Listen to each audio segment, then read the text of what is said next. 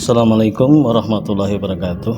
Pada teman-teman atau sahabat-sahabat atau saudara-saudara di mana saja berada yang pernah mengalami sakit batuk yang sulit disembuhkan dengan beberapa obat, mungkin nggak cocok atau mungkin bahkan ke dokter kemudian juga belum sembuh, maka di sini saya sudah pernah melakukan yaitu pengobatan yang sangat mudah dan sederhana dengan bahan-bahan diantaranya adalah garam dapur, jeruk nipis ya, kemudian madu, lalu air hangat.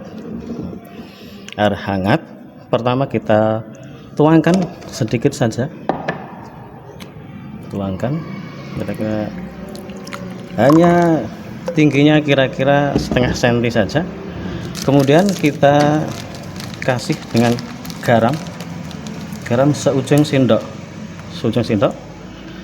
kita aduk-aduk, lalu kita tuangkan madu TJ atau madu apa terserah, tapi yang jelas kita tuangkan madu. Sebenarnya nggak, tanpa madu pun nggak apa-apa.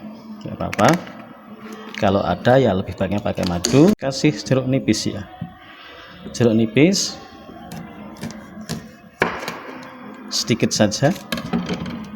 Ini kita peras ke ini. Setelah selesai, ini cukup diminum sekali saja. Diminum jangan sampai ditelan dulu, atau jangan sampai langsung ditelan, tapi diberhentikan di tenggorokan kira-kira 20 detik.